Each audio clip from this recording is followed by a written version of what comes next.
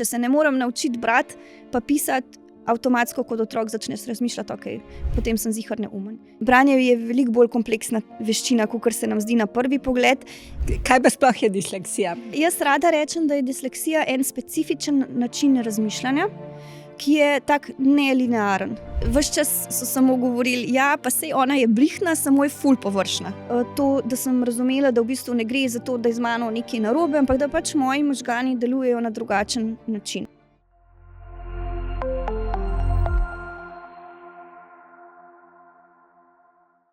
Mateja, živjo. Živjo, pozdravljena. Ja, ful vesela, pohvaležna, da si ponovno gostja v mojem podcastu. Poslušam se. Z največjim veseljem. Hvala tebi za povabilo. Jaz sem vedno vesela, kadar lahko govorim o branju in disleksiji, tako da sem bila zelo vesela tvojega vabila in mislim, da bova poklepetali v res zanimivih temah. Ja, in zelo pomembnih. Evo, tako je. Super, si že umela najino temo pogovora. Najprej pač, da na hitro povem, zakaj se mi zdiš ti res idealna gostja za današnjo temo, je, ker si tudi, tako kot jaz, specialna pedagoginja, imaš pa ogromno znanje prav o disleksiji, pa tudi lastno izkušnjo disleksije. Res je, ja. Jaz imam tudi sama disleksijo in na nek način je to me spodbudilo k temu, da sem se začela ukvarjati tudi z otroki, ki imajo podobne težave kot jaz. Potem je to kasneje potegnilo, da sem se odločila tudi za študij specialne pedagogike in vse to skupaj je pač vodilo do tega, da smo tukaj, kjer smo danes. Ja. Kaj pa sploh je disleksija? Disleksija je sposodi med specifične učne težave, predvsem pa jo prepoznamo po težavah na področju učenja branja. Rečemo, da je nevrofiziološko pogojena motnja, to pomeni, če rečem po domače, da je v bistvu notranje pogojena, da je odvisna od tega, kako delujejo otrokovi možgani, ni pa odvisna od nekih zunanjih dejavnikov. Otroci imajo disleksijo lahko kljub temu, da prihajajo iz nekega spodbudnega okolja, imajo učitelje, ki se zelo trudijo, imajo doma dovolj knjig, to ni razlog, da pride do disleksije, zato rečemo, da je notranje pogojena. Je pa zanjo značilno, da se težave najbolj izrazito kažejo pri učenju branja, otroci mešajo vidno podobne črke, vrstni red črk v besedah in imajo na splošno težave z vsemi nalogami povezanim z branjem. Bi pa rada poudarila, se bova o tem še več govorili, ampak disleksija ni vezana zgolj na branje, se pa mogoče najbolj izrazito pa najbolj očitno pokaže ali pa prvič pokaže ravno takrat, ko se otrok poskuša naučiti brati. Kaj pa v predšolskem obdobju? Se takrat tudi že lahko prepozna kakšen znak, ki še ni tako branja? Ja, v predšolskem obdobju lahko prepoznamo določene rizične faktorje. To pomeni, to so neki znaki, ki jih opažamo. Raziskave recimo so pokazale, da če ima otrok v predšolskem obdobju te določene pokazatelje, je velika verjetnost, da se bo pri njemu razvila disleksija. In predvsem smo pozorni na to, kako je otrok recimo sposoben manipulirati z glasovi, kako prepoznava rime, kako si zna zapomniti pesmice, a uspe recimo razdeliti besedo na zloge, kakšen je njegov besedni zaklad, ali recimo meša besede, tako da spremljamo njegov govorno-jezikovni razvoj v predšolskem obdobju, potem pa tudi recimo, kako on sestavlja sestavljanke. Otroci, ki imajo disleksijo, imajo pogosto težave na vizualnem področju in potem to se v predšolskem obdobju zelo velikokrat pokaže recimo pri tem, da se izogibajo vsem nalogam, ki v bistvu zahtevajo to veščino, to so recimo sestavljanke, ali pa sestavljanje Lego kock po načrtu, ali pa recimo gledanje slik v slikanicah, kjer je zelo veliko majhnih podrobnosti. Veliko jih ima tudi težave recimo z rezanjem škarjami, kjer je treba imeti dobro usklajeno koordinacijo oko roka. In pa nasplošno pač opažamo, da se ti otroci v predšolskem obdobju izogibajo takim nalogam. In zelo pomembno je, da te rizične faktorje v predšolskem obdobju opazujemo, ker lahko v tem obdobju učinkovito že pomagamo otroku, da v bistvu zmanjšamo količino težav, ki jo bi imel potem kasneje pri opismenjevanju. Ampak če poenostavim, najbolj smo pozorni na fonološko zavedanje, tisto čist temelje fonološkega zavedanja, govorno-jezikovni razvoj, ki je s tem povezan, in pa pač vidno zaznavanje v predšolskem obdobju. Super, hvala, veliko, res si dobro opisala. Katere znake si pa recimo pri sebi oziroma tvoji bližnji opazili? Jaz sem v bistvu osnovno šolo hodila 30 let nazaj, sem šla v prvi razred. In takrat v bistvu znanja o disleksiji, o specifičnih učnih težavah praktično še ni bilo. Mogoče so se dogajali v Sloveniji tisti prvi zametki tega ozaveščanja, da nekaj na tem področju specifičnih učnih težav obstaja, ampak načeloma ne učitelji, ne tudi starši, pediatri o tem niso imeli nekega znanja. Jaz sem bila zelo tak živahen, nemiren otrok, ki ga je bilo povsod dost. In zelo hitro so me začele zanimati črke. Sem se želela naučiti brati. Potem, ko sem šla v 1. razred, so pa začeli zelo hitro opažati, da sem hkrati verbalno ful močna, pa veliko govorim, pa skozi govorim, ampak ko pa sem želela nekaj napisati, sem pa vse črke obračala. In to je tudi eden izmed tipičnih prvih znakov, ki jih lahko opazimo pri otrocih z disleksijo. Obračala sem črke tako, sem jih zrcala iz leve na desno in tudi zgoraj navzdol. Prav tako sem imela pa težave z zapisom črke v vrstico. To je povezan z vizualno orientacijo in je tudi eden od znakov, ki jih lahko prepoznamo pri otrocih z disleksijo. Najbolj to se mi zdi, da so bile take prve stvari, ki jih je mama začela opažati, da nekaj ne štima. Potem pa sem imela res velike težave z nareki. Takrat je bil v 1. razredu, 1., 2. razred, zelo velik poudarek na narekih, da je učiteljica nam nekaj narekovala, mi smo mogli to zapisati. Jaz sem zelo težko sledila narekom. Velike težave sem imela pa tudi s tem, da si nisem mogla zapomniti, kako se besede pravilno napišejo. In sem ves čas mešala v pa u, m pa n. To so tudi take tipične napake, ki jih lahko opazimo pri otrocih z disleksijo, pri pisanju. Tako da zelo taki tipični znaki, ob tem, da sem bila verbalno precej močna, da sem imela dosti neko široko predznanje, besedni zaklad, in učitelje je zelo jezilo to v bistvu. Neskladje, hvala. In ves čas so samo govorili, ja, pa sej ona je brihna, samo je ful površna. Jaz povem po pravici, mene ta beseda površna še vedno toliko trigira. Tako, to se mi zdi, da je ena tako, to sem ves čas poslušala in jaz sem ves čas govorila, ne, ni to, nisem površna. Ampak takrat pač tega znanja toliko še ni bilo.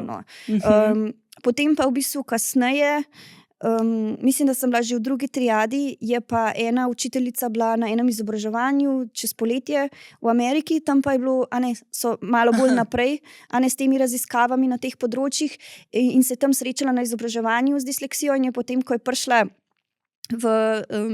nazaj v šolo, je rekla, meni se pa zdi, da imaš ti mogoče disleksijo, In potem smo malo to začeli raziskovati in takoj smo prišli do tega, da me je mami prijavila na svetovalni center in smo šli potem na diagnostiko, kjer se je pač pokazalo, da je res nekaj na tem. Ti je pa ta diagnoza prinesla olajšanje, v bistvu, da si, ali kaj, kako si to doživljala? Ja, meni je prinesla olajšanje, predvsem zaradi tega, ker se mi zdi, da kot otrok zelo težko razumeš, kako disleksija je specifična iz tega pogleda, iz tega vidika, da v bistvu gre za otroke, ki so povprečno ali pa celo pogosto nadpovprečno nadarjeni. Ne vedno, ampak en delež otrok z disleksijo je tudi nadpovprečno nadarjenih in to navzkrižje, da ti v bistvu zmoreš razumeti neke zelo abstraktne vsebine ali pa da dobro razmišljaš, da si spreten v nekem ustnem odgovarjanju, da imaš veliko enega tazga širokega znanja, ampak hkrati pa najosnovnejše šolske veščine, tisto pa nikakor ne gre. Torej, branje, pisanje, pa osnovno pomnjenje pri matematiki, recimo poštevanka, seštevanje do 20, odštevanje. Tiste čisto osnovne stvari, tukaj to pa nikakor ne gre. In se mi zdi, da kot otrok tega sploh ne zmoreš razumeti. Jaz osebno sem imela s tem težave, da nisem zmogla razumeti, kako je to možno. Da si ene stvari zapomnim, dobro razumem, sem si mislila, pa sej sem čisto brihtna, ampak pol pri enih osnovnih stvarih pa res ne gre. In se mi zdi, da se pol kot otrok zelo boriš. In večina otrok pride do zaključka, jaz moram biti neumen. Ni druge opcije. Če se ne moram naučiti brati, pa pisati, avtomatsko kot otrok začneš razmišljati, potem sem ziher neumen. In tukaj se mi zdi, da mi je v bistvu ta diagnoza na koncu olajšala, to, da sem razumela, da v bistvu ne gre za to, da je z mano nekaj narobe, ampak da pač moji možgani delujejo na drugačen način. In da je to čisto in da nisem edina, in da so to tudi stvari, ki se jih da reševati, je treba pač vložiti trud v to, ampak se dajo na nek način tudi učinkovito izboljšati. Ne odpraviti, pa ne pozdraviti, ker Pa ne disleksija... izvenijo. Tako, ja, disleksija ni bolezen, ki bi se jo dal pozdrav ali pa odpraviti, ampak zna se pa oprem z nekimi kompenzacijskimi strategijami, da v bistvu se ti s tem naučiš živeti, neke ovinke, se naučiš nekih ovinkov, strategij, ki ti pol pomagajo, da v bistvu lahko funkcioniraš, tako kot ostali otroci, pa potem, ko si odrasel tudi, ker to ne izzveni. Jaz imam še vedno disleksijo, čeprav lahko sem, ne vem, na svojem področju zelo uspešna, ali pa tudi, če ne bi bila, ampak nima veze, disleksija ostane, za celo življenjska. Naučiš se pa strategij, Tako, kako tako. se. Ja. Super, pa hvala, ker si res tako prikazala zelo močno na svoji izkušnji, kako pač se v bistvu vpliva na samo podobo oziroma na doživljanje sebe. Tudi vidimo v šoli, so res lahko kar velike stiske glede teh neskladij. Ja, sigurno. Tako da imate pa pač osebi z disleksijo tudi veliko močnih področij. Začeli smo z izzivi. Vem, da v Ameriki so določene fakultete, ki prav želijo načine razmišljanja, ki jih imate dislektiki, recimo za arhitekturo ali pa astronavti. Tako, mogoče še o močnih področjih, da ne bo Ja, samo jaz izzivi. rada rečem, da je disleksija en specifičen način razmišljanja, ki je tak nelinearen. In pač pri aktivnostih, ki so linearne, kot je recimo branje, ko moraš ti slediti nekemu zaporedju ali pa pisanje, je to pač težava seveda, ker temelji na tvojih šibkih področjih. Ampak hkrati ti to omogoča pač veliko bolj ustvarjalen način razmišljanja, boljše povezovanje med različnimi recimo informacijami, ki si jih dobil, bolj kreativen način razmišljanja. Večina oseb z disleksijo je zelo ustvarjalnih, so inovativni, znajo iskati neke rešitve, mogoče videti stvari, ki jih drugi ljudje ne vidijo, neke nove poglede. Dosti jih ima tudi dobre prostorske predstave v smislu, da si predstavljajo, kako bo nekaj šlo v prostor, tako kot si izpostavlja arhitekturo, to je zelo pogosto, da vidijo, kako bojo stvari šle v prostor, kako bojo izgledale, da imajo to predstavo. Kljub temu, da imajo hkrati težave na vizualnem področju, ko gre za procesiranje nekih majhnih informacij, kot je tekst, hkrati ta velika predstava, vizualna, je pa lahko zelo dobra. Tako da jaz mislim, da disleksija prinaša kar nekaj prednosti, samo se moramo jih naučiti izkoristiti, pa jih uporabiti v svoj prid. Ja, pa v bistvu mogoče kot otrok, da se naučiš, katera so, mislim, da jih prepoznaš, katera so tvoje močna področja, pa pol gradiš na tem. Ja, zelo je pomembno, da otrokom, ki imajo specifične učne težave na splošno, ne samo disleksijo, naprimer diskalkulijo, disgrafijo, pomagamo, da vidijo, da jih njihova ta šibka področja ne definirajo. Jaz sem več, kot je moja disleksija. Disleksija je del mene, ampak ni pa vse, kar sem jaz. In da jim pomagamo videti to širino, kaj so pa tudi tiste stvari, ki jih pa oni naredijo dobro, pa zmore. To je težko, ker pač šola temelji na teh področjih in ti si ocenjevan v bistvu na podlagi tega, kako dobro se ti pač pisno po večini izražaš. Pa kako dobro bereš. Če znaš dobro prebrati besedilo, recimo pri slovenščini, boš seveda veliko bolj uspešen pri pisanju testa. In posledično ima seveda otrok lahko hitro dobil občutek, da to, kako on bere pa piše, določa njegovo vrednost. Zato se mi zdi, da je res pomembno, da in učitelji in specialni pedagogi te otroke res spodbujamo, učimo videti tudi ta močna področja in da tudi oni lahko prispevajo na različnih področjih, recimo v neko razredno skupnost. Ja, super, da res gradimo pol ta. Pa sebi, ki si rekla, mislim, kaj je, pa tudi mogoče vključevanje v kakšne dejavnosti prostočasne, kjer so močni. Katero močno področje si ti prepoznala pa gradila na njem? Ja, to se mi zdi zelo pomembno. Jaz sem zelo rada plesala. In se mi zdi, da mi je to, da sem imela zunaj šole še nekaj, kjer sem se lahko potrdila, da mi je to zelo pomagalo, recimo pri samopodobi. Tako da mene velikokrat starši otrok, ki imajo disleksijo, sprašujejo, pa je konec ocenjevalnega obdobja, dajmo ukiniti treninge, kaj če bi se otrok rajši vsak dan učil, dajmo, da bojo ocene boljše. Jaz jim vedno rečem ne. Pustite otroka, da ima tista svoja področja interesna, ki ga zanimajo, da ima svoja močna področja, ker to je res, kdo bi se pa dobro počutil, če bi se ves čas samo s tistim ukvarjal, kar mu ne gre. Tako da je zelo pomembno, da ohranimo tista močna področja. Zame je bil to ples, mogoče kakšno ustvarjanje, In sem hvaležna, no, da sem imela to možnost, da sem skozi to v bistvu dobila tudi potrditev, da sem okej. Super, super, res pomembno. Ozaveščaš pa ti hkrati, če greva tudi na to, da disleksija, prej si že omenila, vpliva na več področji, ne samo na branje, pisanje, tudi mogoče na časovno orientacijo ali pa zaporedja.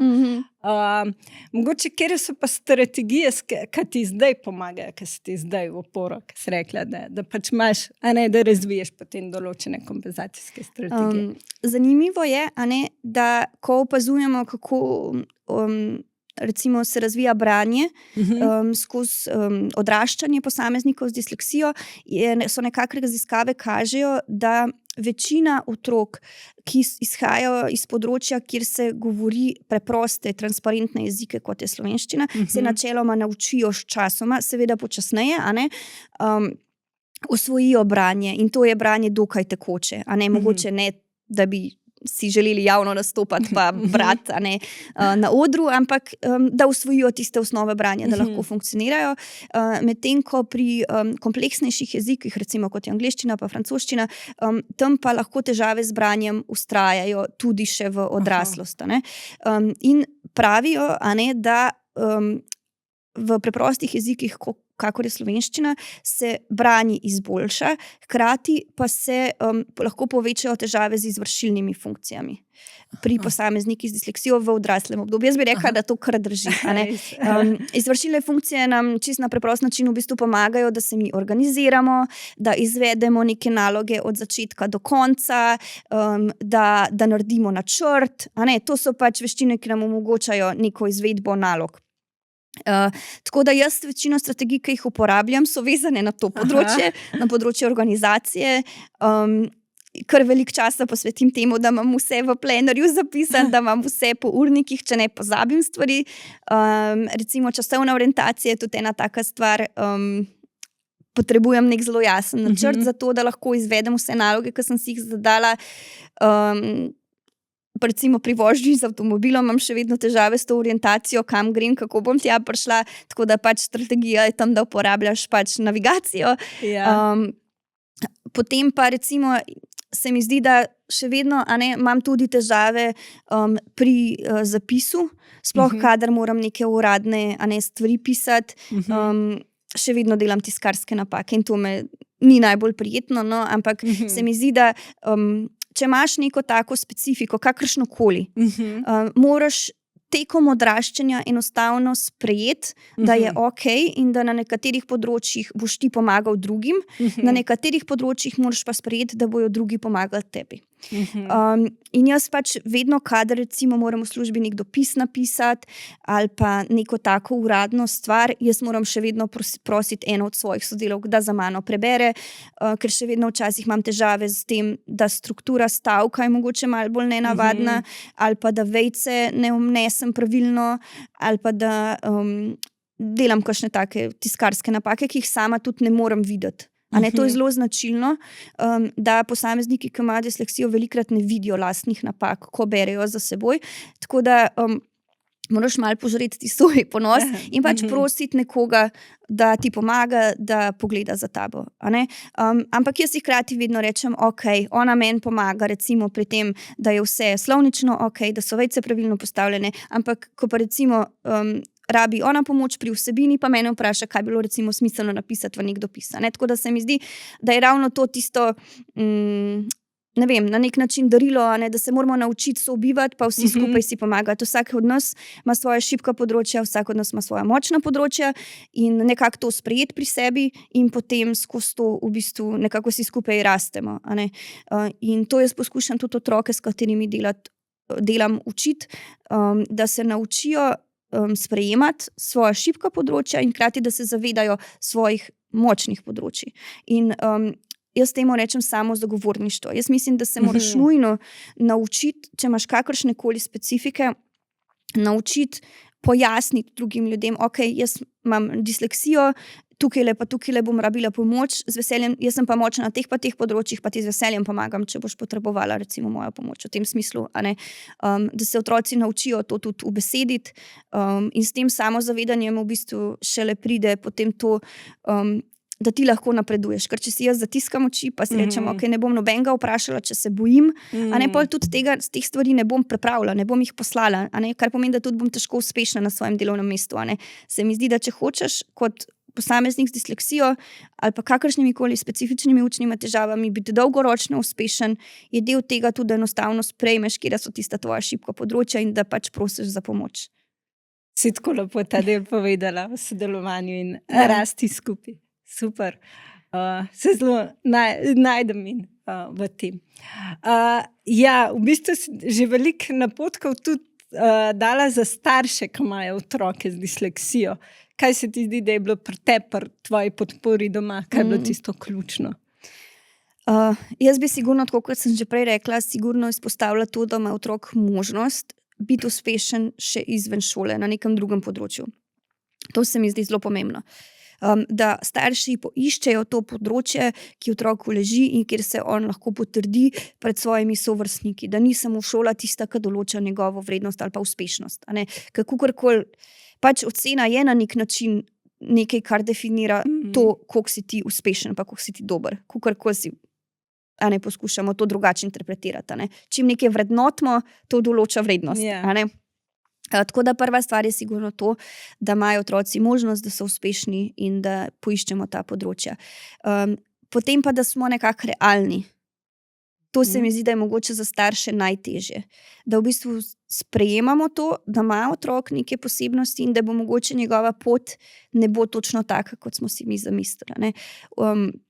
Jaz imam to, recimo, darilo, priliko disleksijo spoznavati iz vseh zornih kotov, tako iz vidika posameznika z disleksijo ali otroka z disleksijo, odraslega z disleksijo, kot z vidika strokovnega delavca, ki dela, a ne, z otroki, ki imajo disleksijo, pa tudi z vidika starša, ki ima otroka z disleksijo. A ne.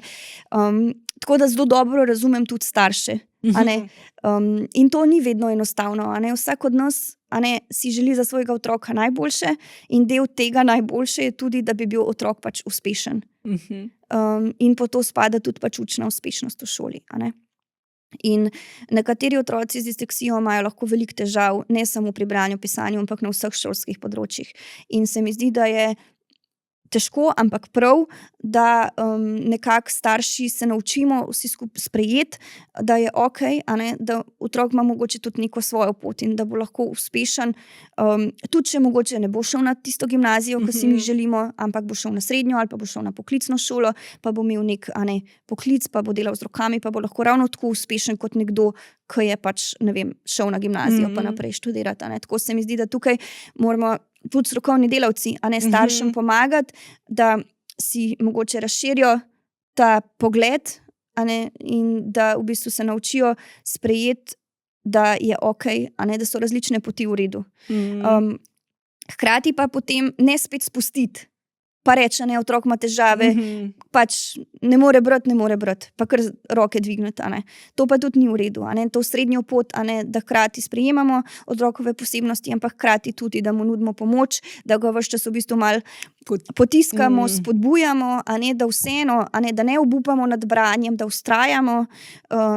Tako da se mi zdi, da je to v bistvu najtežji del, ki ga morajo v bistvu starši narediti, najti ta ravnovesje, hvala, ja. Najdeti to ravnovesje med tem, a ne, kako, do katere mere sprejemati, do katere mere spodbujati, a ne, kako najdeti to, se mi zdi največji izziv, ki je tudi za mene osebno kot starša, se mi zdi, da se okrog tega najbolj lovim, a ne. In s tem potem pride tudi neka, jaz velikokrat, ko delam starši, vidim, da se zelo zapletejo v tem, da popoldne ure in ure namenijo za učenje z otroki, ki imajo disleksijo, da sedijo doma za knjigami, da se v bistvu cela družinska dinamika začne vrteti okrog tega popoldanskega učenja, delanja nalog, a ne, in tukaj res rabijo pomoč, da nekje pa je treba pol črto potegniti, ne. Ja, treba je delati več, to je dejstvo, a ne, otroci z disleksijo morajo več časa rabijo, da se določene stvari naučijo, kar pomeni, da naloge trajajo dlje časa, ampak potem je pa treba tudi neko črto potegniti, a ne. Zdaj pa dovolj otrok vseeno rabi tudi prosti čas, pa sprostitev, tako da se mi zdi, da pač je pomembno, da starše na teh področjih podpiramo, da potem v bistvu lahko oni dalje podpirajo otroke. Ja, lepo, da njih opolnomočimo Ja. in tako naprej. In mogoče zdaj so tudi določene prilagoditve, da mogoče kot strokovni delavci pri takem otroku, ko opazimo, da res cele popoldneve dela, a ne, da v bistvu pač se že naprej dogovorimo, da zmanjšamo količino domačih nalog. Tip pač. Ja, to so krasne prilagoditve. Opažam pa v praksi, da velikokrat pozabimo na to, ko se dela diagnostika ali pa ko se prepoznava otroke z specifičnimi učnimi težavami in disleksijo v šolah, da velikokrat te otroci, ki imajo doma veliko suporta, pa se z njimi ogromno dela, ostanejo neprepoznani, zaradi tega, ker njihove ocene niso nujno tako zelo slabe, noben pa se ne vpraša, koliko pa te otroci doma delajo. Jaz imam kar nekaj izkušenj z takimi otroki, ki res doma ure in ure delajo, hkrati pa ima učiteljica recimo občutek, se otrok sploh nima težav, ko ima 4 pa 5. Ja, ampak za kakšno ceno? To ne pomeni, da specifičnih učnih težav ni. To samo pomeni, da ni tega ravnovesja med vložkom pa rezultatom. In se mi zdi, da je pomembno, da ko se dela diagnostika, da se upošteva tudi to, koliko časa in truda se v samo učenje tudi vlaga doma. Se krasno je, da so starši tako odprti, pa da podpirajo otroke, ampak tudi na to moramo biti pozorni. No, te otroci velikokrat ostanejo neprepoznani. Ponavadi, zanimivo je, da pri disleksiji, pa tudi nasplošno, če gledamo pri teh specifičnih učnih težavah, so dečki pogosteje prepoznani kot deklice. Ampak raziskave še niso pokazale, da bi bilo to v resnici povezano z tem, kako delujejo njihovi možgani. Dejstvo je, da možgani dečkov delujejo nekoliko drugače, kot deklic, in da pa šolski sistem je bolj prilagojen deklicam kot dečkom, ampak še vedno je zanimivo, da je toliko več dečkov prepoznanih kakor deklic. Zdaj, večinoma je to zaradi tega, ker pač dečki so enostavno bolj moteči. Ko jim nekaj ne gre, oni pač to pokažejo z motečim vedenjem in posledično učitelj to hitreje opazi, za njega je to moteče, hitreje se potem obrne na šolsko svetovalno službo, na specialnega pedagoga, starši so v stiski, ker je otrok tudi moteč in potem diagnostika hitreje teče. Medtem ko deklice težave pogosto skrivajo, so tiho, ne bojo povedale, da ne razumejo. Mislim, ne želim posploševati, ampak generalno vidimo v praksi, verjetno sama tudi to opaziš, da se deklice se umaknejo, ne pokažejo, da imajo težave, kompenzirajo na različne načine, ali pa so pripravljene tudi več časa presedeti, popoldne za knjigami prepisovati, domače naloge in tako dalje. Zato se mi zdi pomembno, da smo na te stvari tudi pozorni. Super, res napotek za učitelje in za starše. Kaj se ti zdi pa v našem sistemu dobro glede podpore tem učencem z disleksijo? Jaz mislim, da imamo mi celoten drugačen sistem, 5-stopenjski model pomoči, ki ga morajo šole zagotavljati za otroke z učnimi težavami, kar dobro zastavljen, vsaj na papirju. Da je model ustrezen, da ima neko stopnjevanje oblik pomoči, ki so na voljo, da imamo teoretično nek obseg ur, ki je na voljo za te otroke, v praksi pa opažamo, da jih teh ur za otroke, preden dobijo odločbo, veliko premalo. Zelo malo ur na posamezen oddelek nam pripada za to, da lahko svetovalni delavec vzame tiste otroke, ki imajo težave, pa še nimajo odločbe. In pa druga stvar, ki se mi zdi problematična, je, da zelo dolgo čakamo, da pride do diagnostike, do prepoznavanja nekih specifičnih učnih težav.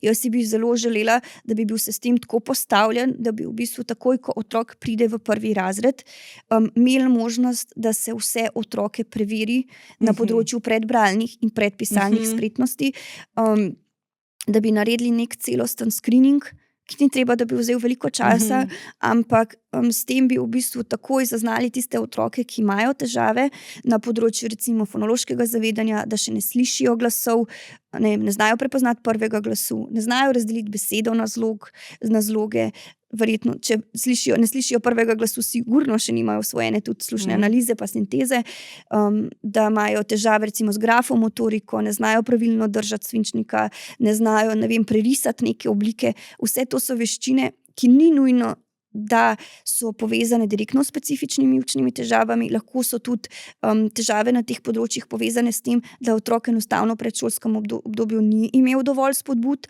ali pa da ni imel dovolj izkušenj, priložnosti, ampak če bi te otroke v bistvu prepoznali takoj na začetku, bi lahko jim pomagali, da bi te veščine razvili in posledično mislim, da bi bilo tudi otrok, ki dejansko na koncu potrebujejo usmerjanje in pa odločbo veliko manj. Od tega bi imeli pa korist tudi otroci z disleksijo, pri katerih se bi pol kasneje pokazalo, da vseeno gre za specifične učne težave, ker bi v bistvu lahko imeli to priložnost, da urijo te veščine, ki so ključne za učenje branja in pisanja, preden dejansko je branje in pisanje potrebno za to, da ti lahko nalogo upraviš. To je zelo zanimivo.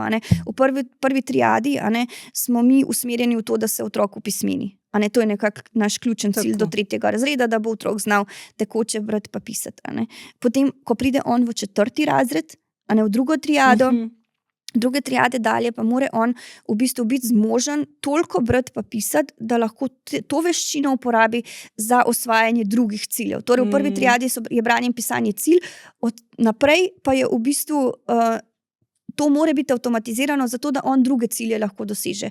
Mi pa v bistvu čakamo z diagnostiko zelo pogosto do druge triade in potem, v bistvu, ko otrok dobi odločbo, specialni pedagog dobi otroka, ki je 5., 6. razred, ki nima usvojenih veščin, ki so iz prve triade in hkrati mora znati dovolj dobro brati, bi mogel znati dovolj dobro brati in pisati, da bi lahko bral že kompleksna besedila.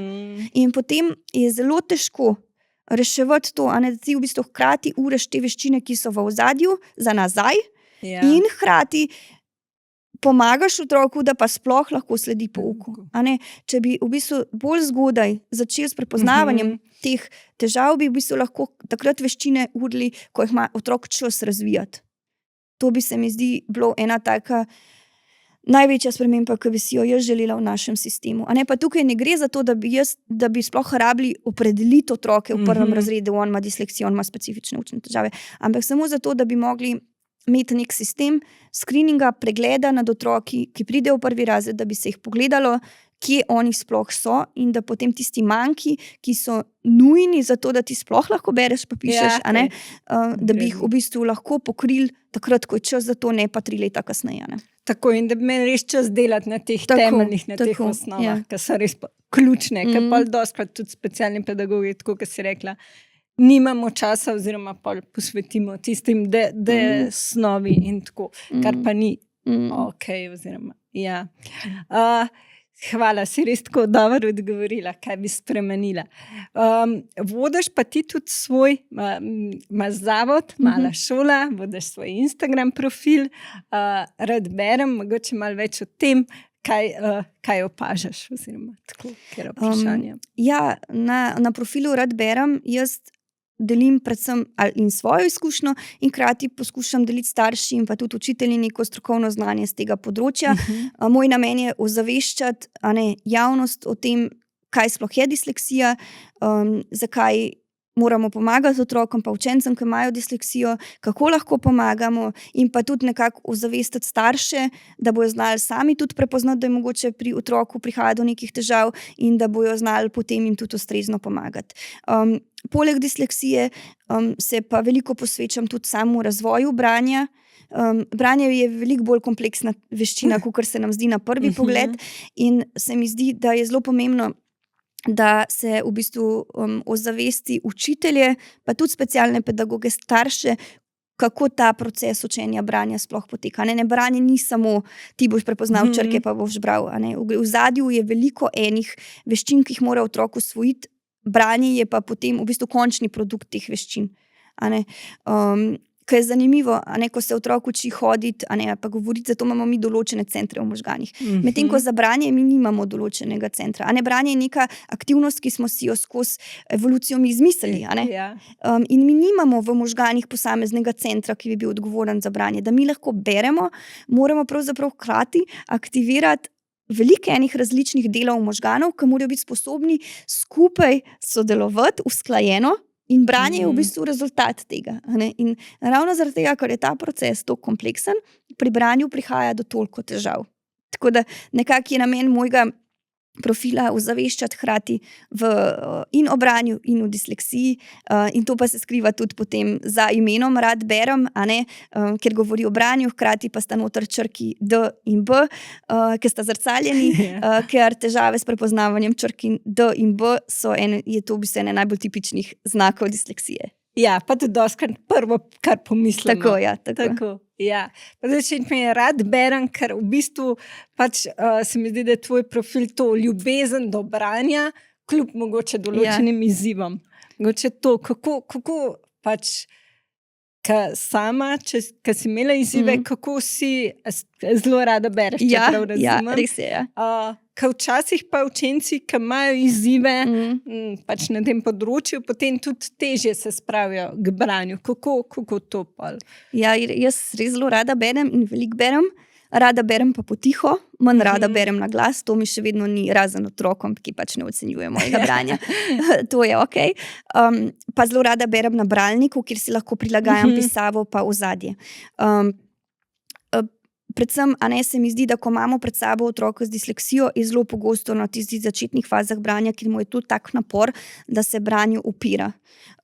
In posebej, če potem še pritiskamo, dajmo veliko brati, dajmo vaditi branje, potem seveda se ta odpor samo povečuje. Tisti, ki imate kakšen stik z otroki, ki imajo disleksijo, sigurno ste že opazili, da v bistvu samo z neko golom vajo branja, z drilom branje dislektikov sploh ne napreduje.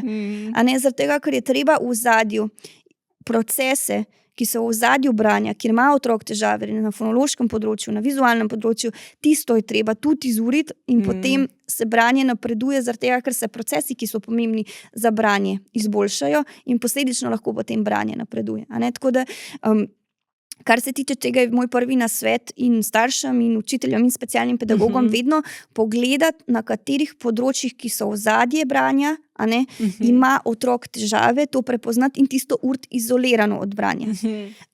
Potem pa seveda je treba tudi brati. Ampak dajmo prilagoditi najprej količino besedila in pa zahtevnost besedila otrokovi stopnji branja. Torej, če otrok komaj črkuje, pa šele komaj združuje besede, da on še vedno bere, ne vem, k, o, s, i, l, o, kosilo, potem, da mu damo mi za prebrati eno stran, 10 minut glasnega branja. Kdo pa se ne bi temu uprl? Ja. Treba je prilagoditi, torej, če je on še čisto v začetnih stopnjah branja, potem naj se osredotočimo na branje posameznih besed. Če recimo se bere stavke počasi, potem mu damo nekaj stavkov za prebrati. Tako da res počasi stopnjujemo zahtevnost in pa dolžino besedil, ki jih otrok bere. Jaz po mojih izkušnjah, ko delam z otroki, se večinoma odpirajo branju ravno zaradi tega, ker je nivo branja, ki ga v bistvu zahtevamo od njih, prekompleksen. In se moramo v bistvu iti nazaj po stopnjah in začeti tam, kjer je otrok. Ne glede na to, koliko je otrok star. Ja. Kaj pa glasno branje, kako ti glede tega priporočaš? Ja, jaz mislim, da glasno branje je pomembno. Pomembno je pa tudi tiho branje. Oba vidika branja sta pomembna. Zdaj pri glasnem branju moramo biti pozorni. Glasno branje je naporno. Če smo iskreni tudi odrasli, ko beremo neko pravljico, vse imamo omejeno količino, kapaciteto, koliko časa lahko glasno beremo. 10 minut glasnega, tekočega branja, to je kar naporno. Vsaj meni, meni je naporno 10 minut glasno brati. Že rataš utrujen glas, te že začne boleti. Tako da jaz rajši staršem priporočam, da berejo večkrat, pa pomalo. To se mi zdi, da je najboljši recept. Traje večkrat, pa pomalo, pa kombinirati glasno branje, pa tiho branje. Nekaj glasnega branja, nekaj tihega branja. Glasno branje je pomembno iz tega vidika, ker nam omogoča spremljanje stopnje branja, na kateri je otrok. Ti ne moreš spremljati napak, če otrok bere samo potiho. Tako da glasno branje iz tega vidika ključno, da otrok sam sebe sliši, pa da ga tudi mi slišimo, da slišimo napake, ki jih ima. Je pa pri tem pomembno, da ga ne popravljamo, sploh če dela veliko napak, čisto za vsako besedo, ki jo preberemo narobe, ampak se osredotočimo v nekem obdobju na en tip napak, recimo, ki jih otrok dela in samo tiste napake, recimo, popravljamo, s tem, da poskušamo, da ne rečemo, joj, to si narobe prebral, ampak da samo pravilno pravilno ponovimo besedo za otrokom. Torej, še enkrat jo mi preberemo pravilno. To se mi zdi, da že take strategije zelo zmanjšajo otrokov odpor do branja. Ali pa mogoče, če smo zraven, lahko tudi prst držimo na tisto besedo. Ali pa tako, to jim tudi pomaga, gremo še enkrat čez besedo. Hkrati pa je pomembno, da otrok tudi tiho bere. Načeloma otroci, ko so čisto v začetnih fazah branja, še ne zmorejo tihega branja, ker berejo samo na podlagi tega, kar slišijo, ampak kasneje, ko branje rata malo bolj tekoče, je pa pomembno, da tudi potiho beremo, zaradi tega, ker je za prehod na tekoče branje ključno, da otrok obogati svoj vizualni besednjak. To pomeni, da on začne besede prepoznavati kot vidne celote in da ima to besedišče čim bolj široko. Več kot zna besed tako prepoznati, hitreje pa v bistvu bolj učinkovito pobral. In zato pa rabimo veliko količino v bistvu branja. In tukaj pride potem lahko tiho branje, v bistvu nam zelo prav, da v bistvu pomagamo otroku, da ga spodbujamo, da tiho bere. Pa res lahko smo fleksibilni glede tega, kaj otrok bere. Naj bere tisto, kar ga zanima.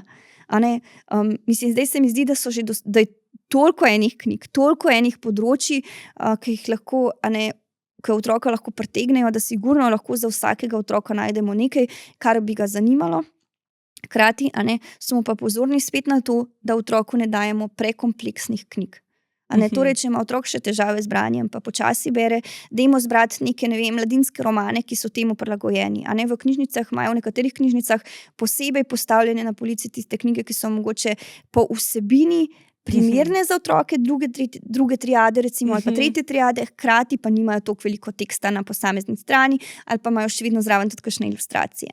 Tako da otrok v roki še vedno drži kot nek roman, ampak hkrati pa to ni cela popisana stran 400 strani.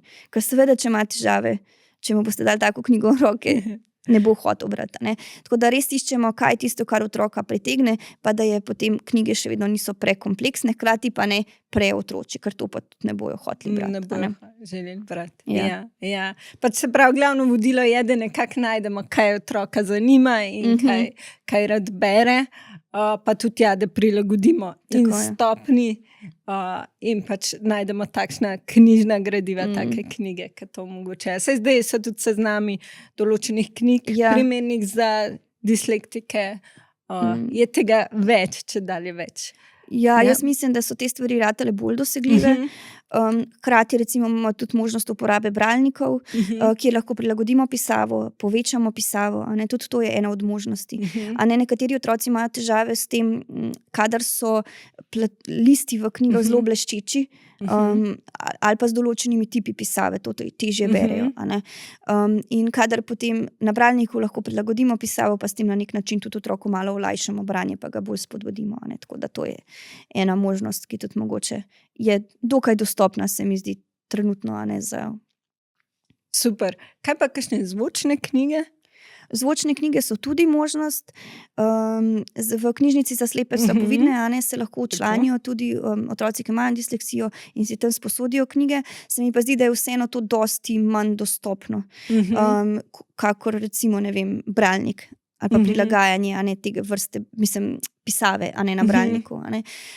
Meni se je sicer osebno kot staršu izkazalo veliko bolj praktično, da jaz otroku nekaj preberem, pa mu mogoče celo to posnamem, pa pol to posluša, ali pa da bereva skupaj. Se mi zdi, da je okej tudi, da smo tukaj, ko ima otrok neka domača branja, bolj fleksibilni.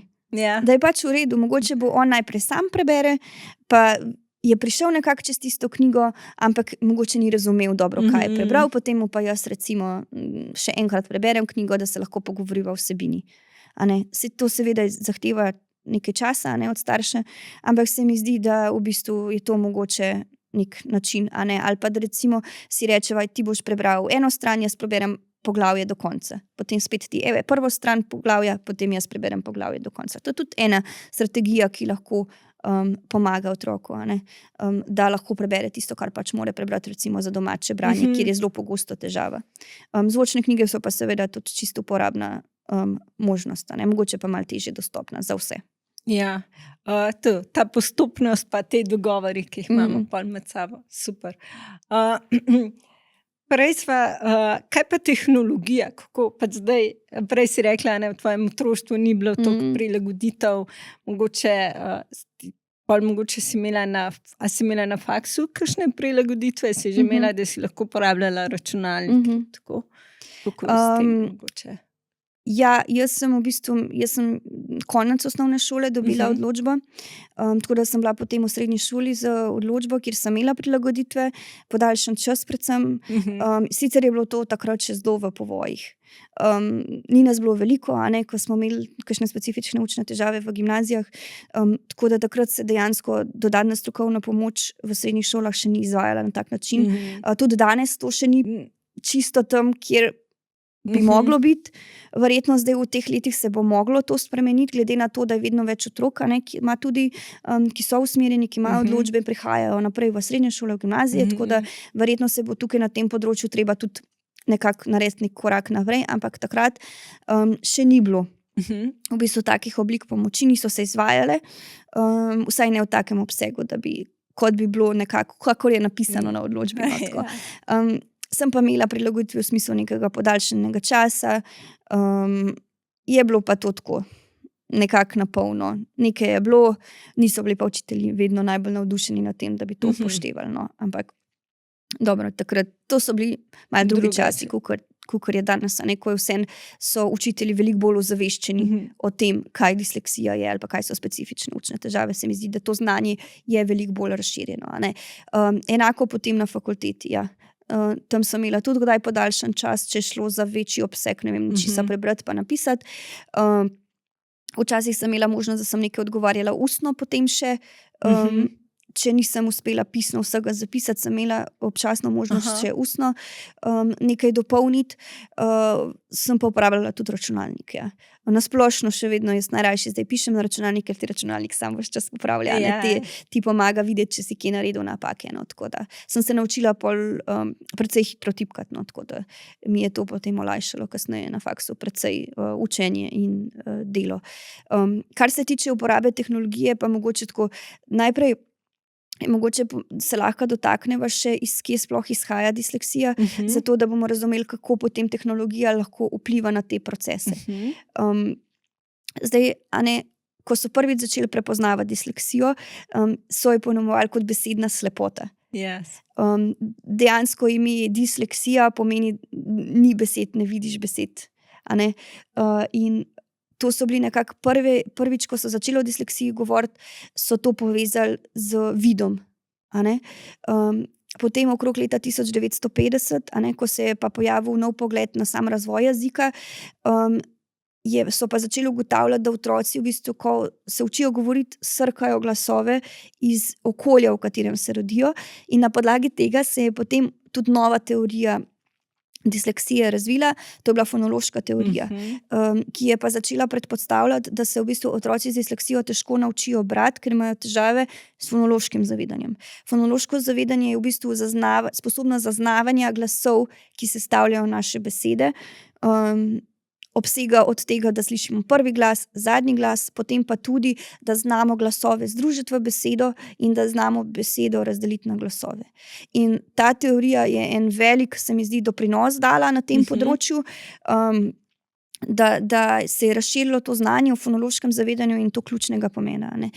Fonološko zavedanje je res tista osnova, ki je izrednega pomena v začetnih fazah branja. Potem kasneje se je pa pojavila še vizualna teorija o nastanku disleksije, ki je pa težave z branjem povezala s težavo s procesiranjem vidno posredovanih informacij. Do tega naj bi prihajalo pa zaradi težav na področju delovanja magnocelularnih nevronov. To so veliki nevroni v možganih, ki v bistvu so odgovorni za prenos impulza, ko mi nekaj vidimo. In se mi zdi, da ta teorija je pa spet je meni zelo blizu, zaradi tega, ker poudarja tudi težave na vidnem področju. Ker ko je prišla fonološka teorija v ospredje, se je nekaj časa veliko govorilo samo o fonološkem zavedanju in smo vsi skupaj malo pozabili na to, da v bistvu so pri otrocih z disleksijo prisotne tudi težave z vidnim procesiranjem. In dejansko najnovejše raziskave kažejo, da v bistvu gre najverjetneje za težave s procesiranjem informacij, tako vidnih kot slušnih. In da poznamo na podlagi tega, katere težave so v ospredju, tudi več tipov disleksije. Ena je fonološka disleksija, pri kateri so v ospredju težave s fonološkim zavedanjem in pri njej imajo otroci težave predvsem v začetnih fazah branja. Druga je pa vizualna disleksija, pri kateri so pa v ospredju težave s procesiranjem vidnih informacij in te pa pridejo v ospredje predvsem, ko otrok poskuša priti na tekoče branje. Potem pa imamo še kombiniran tip, to so pa otroci, ki imajo največ težav, pri katerih opažamo, da imajo težave od začetnega učenja branja, pa potem do konca, v bistvu, ko morajo tudi tekoče brati. In to so otroci, ki imajo res običajno največ težav in njihova disleksija na vsa področja njihovega delovanja pač zelo vpliva. In če se vrnemo na tehnologijo, otroci so veliko pred ekrani. In kar raziskave kažejo, je, da ko mi opazujemo ekran in smo pozorni na slike, ki jih vidimo na ekranu, tukaj ne gre za neko hoteno vidno pozornost, ampak da v bistvu naši možgani sledijo dražljajem, ki jih zaznavajo na ekranu, in ne gre za to, da bi mi zavestno, recimo, ko scrollamo po ekrančku, recimo na Instagramu, pa se slikice premikajo, ne gre za to, da bi naše oči zavestno sledile, ampak da enostavno možgani sledijo viru vidnih impulzov.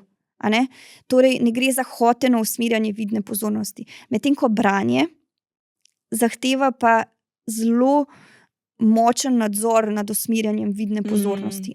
Torej, ti imaš pred sabo tekst in tvoje oči morajo biti sposobne enakomerno slediti od leve proti desni, od zgoraj navzdol, skozi besedilo, in ti moraš ves čas usmerjati zavestno svoj pogled na besedilo in ne smete zmotiti vse, kar vidiš naokrog. In nekatere raziskave kažejo, da s tem, ko so otroci več pred ekrani, so več časa v bistvu ne usmerjajo svoje vidne pozornosti zavestno in posledično se njihova sposobnost usmerjanja vidne pozornosti zmanjša, zaradi česa težje berejo, pa težje sledijo pouku. Kar je še mogoče samo ena random zanimivost, ko ti na ekranu premikaš sličice, recimo na karkoli že imaš, Instagram, karkoli otroci pač spremljajo, če pogledamo, kako gre pogled, gre od spodaj navzgor, sledimo premikanju sličic, branje zahteva pa gibanje oči od zgoraj navzdol. Tako da čisto drugo v bistvu način gibanja. Tako da iz tega vidika je fino, da so otroci čim manj, kakor se da, izpostavljeni tem močnim vidnim dražljajem. Svet zdaj je že tako zasičen z vidnimi dražljaji. In tudi če primerjamo recimo risanke, ko smo gledali, ko smo bili mi majhni. Čisto drugačno. Pejdi enkrat, recimo, koliko je zanimivo, če šteješ sekunde, na koliko hitro so se menjavale scene v risankah, ne vem,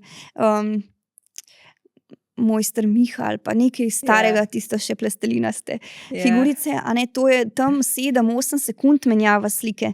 Če zdaj pogledaš neko sodobno risanko, ne vem, Tačke na patrulji, izmišljujem si to, to je polno vidnih dražljajev. In posledično otroci v bistvu rabijo za to, da uspejo svojo vidno pozornost sploh usmeriti, vedno več vidnih dražljajev. V šoli pa tega v bistvu ne moramo nuditi. Knjiga tudi tega ne nudi. Pri knjigi moraš pa ti zavestno usmerjati pozornost. Tako da sploh v teh začetnih letih se mi zdi, da je pomembno, da so otroci izpostavljeni čim manj dražljajev v predšolskem obdobju, prva, druga triada, da teh vidnih dražljajev ni preveč, zato ker potem bojo tudi imeli boljšo vidno pozornost in bojo posledično tudi lažje brali. Potem, ko pa uporabimo tehnologijo kot prilagoditev, pa mogoče tako, kot ste rekla, da jih naučimo kakšnega hitrega tipkanja ali pa tako, da pač poznajo tipkovnico, ne samo mogoče kakšne druge. Ja, sigurno. Tehnologija ni nasplošno slaba. Zdaj imamo tudi veliko že teh opcij, da ti recimo računalnik prebere tekst ali pa da s telefonom v bistvu poskeniraš tekst, pa ti ga na glas prebere. Te stvari še sicer k nam šele prihajajo, niso še tako učinkovite kot recimo v angleščini, ampak tehnologija načeloma ni slaba, samo moramo se jo naučiti uporabljati, pa mora biti ta količina uporabe v bistvu omejena. Da tega ni preveč, zato ker da potem v bistvu otrokovi možgani so res tako kompleksni, tako večplastni, ves čas se razvijajo in v tem obdobju so zelo občutljivi.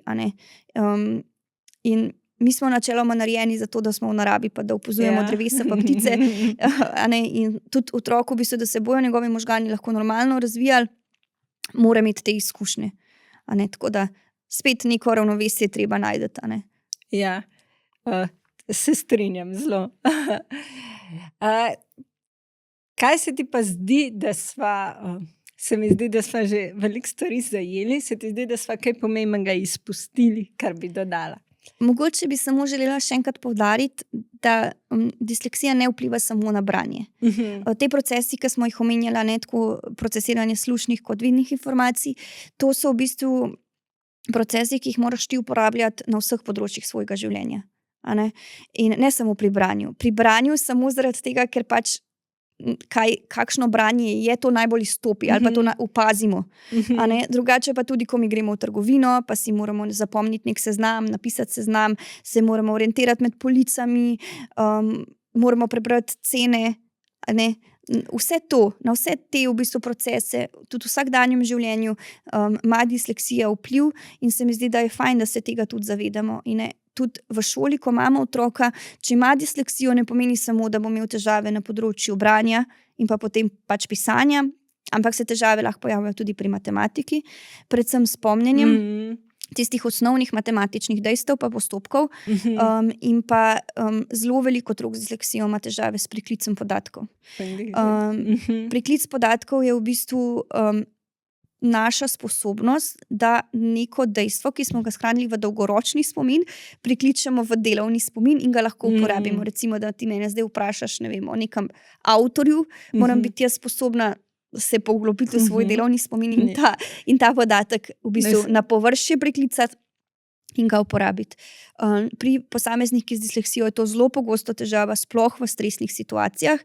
In ker je pač preverjanje in ocenjevanje znanja za otroka stresna situacija, se pri tem zelo pogosto pojavljajo težave s priklicem podatkov.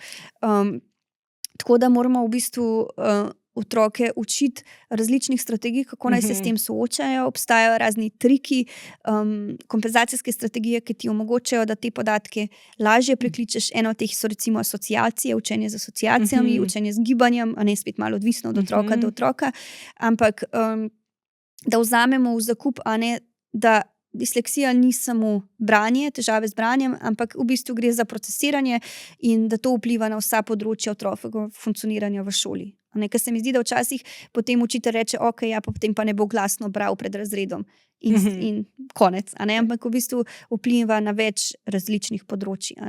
Se ti zdi, da potem pač besedna zveza motnje branja in pisanja ne zajame čisto disleksijo? Oziroma